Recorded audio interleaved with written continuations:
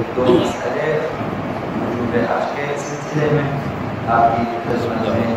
عرض ہوں گے، اور چونکہ ہر سال بعض افراد پہ حج واجب ہو جاتا ہے تو بہتر ہے کہ حج واجب ہونے کے سلسلے میں جو شرائط ہیں ان سے انسان آشنا رہے۔ اگر ایک شخص کسی کو مال دے دیتا ہے، جیسا کہ عرض کیا حج بذری، مال بذل کرتا ہے، مال دے دیتا ہے یا خرچہ دے دیتا ہے، تو وہ اگر مال دے دے کہ حج انجام دے، تو اگر باقی شرائط موجود ہوں تو اس شخص پر واجب ہے کہ وہ حج کو قبول کرے، اس مال کو قبول کرے اور حج پہ جائے۔ اگر انسان جتانا نہ ہو تو واجب ہے کہ مال کو قبول کرے اور حج پہ جائے،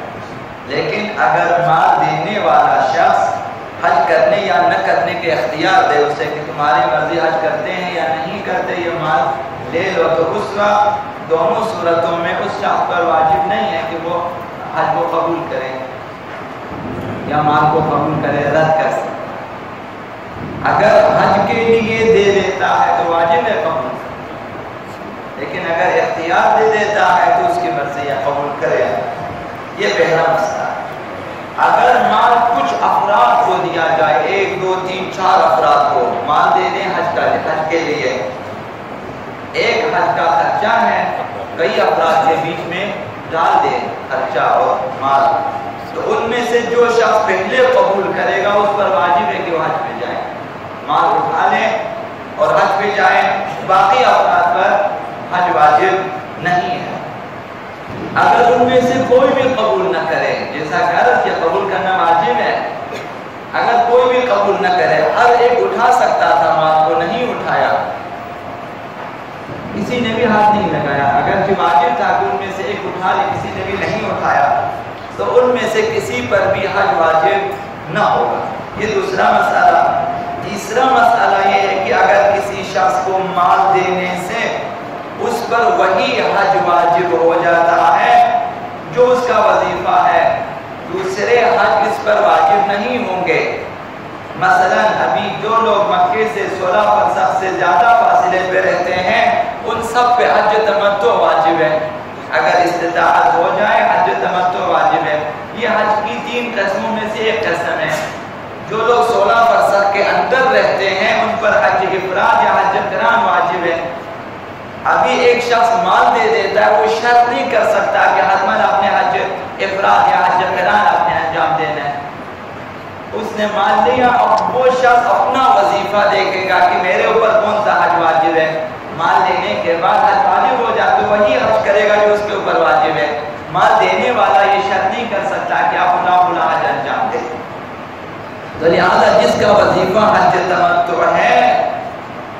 اور اسے حج قران یا حج افراد کے لیے پیسے دے دیں تو پھر قبول کرنا واجب نہیں ہے۔ یا اس کے برعکس جو لوگ 16 فرسخ مکہ سے 16 فرسخ کے اندر رہتے ہیں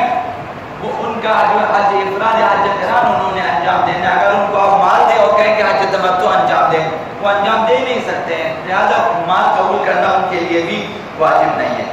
اور دوسرا شخص جس نے حج پہلے کر چکا ہے،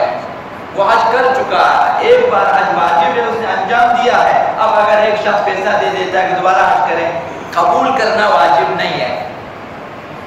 اگر قبول کریں تو جائیں، لیکن قبول کرنا وہ کہے میں نے ایک حج واجب تھا میں نے کر لیا، میرے اوپر واجب نہیں ہے۔ جس نے نہیں کیا اس پر واجب ہے کہ مال کو قبول کرے اور حج پہ جائے، لیکن جس نے حج کیا ہوا ہے دوبارہ اسے جو ہے مال قبول کر کے حج پہ جانا واجب نہیں ہے۔ لیکن اگر کسی کے ذمے حج آ چکا ہو، پہلے سے حج واجب ہے لیکن اب تنگ دست ہو چکا ہے، نہیں جا سکتا حج پہ، حج واجب ہے، پیسے کامیابی، لیکن ایک شخص پیسہ دے رہا ہے، ایک شخص پیسہ دے رہا ہے، تو اگر اسے پتا ہو کہ اگر یہ پیسہ قبول نہ کروں تو میں حج نہیں کر سکوں گا، اس کا واجب ہے کہ پیسے قبول کرے، وہ اپنا پرانا حج انجام دے، مجھے پہلے سے واجب تھا۔ اسی طرح وہ شخص جس نے نظر کی ہے کہ میں حج پہ جاؤں گا، واجب کر دیا اپنے اوپر، نظر کی اس نے کہ میں حج پہ جاؤں گا، حج نظر کی، واجب ہو گیا، لیکن اب جا نہیں سکتے، پیسے نہیں ہیں، لیکن ایک شخص پیسہ دے رہا ہے، اسے خرچہ دے رہا ہے، اب اسے پتا ہے کہ میں اپنا نظر شدہ جو حج ہے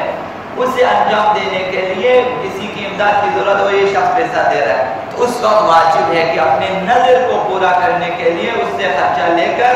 اپنے حج کو انجام دے، حج نظری جو اس نے نظر کیا ہوا ہے، تو اس پر واجب ہے کہ وہ حج کو اس پیسے کو قبول کریں اور اپنا حج نظری ادا کریں۔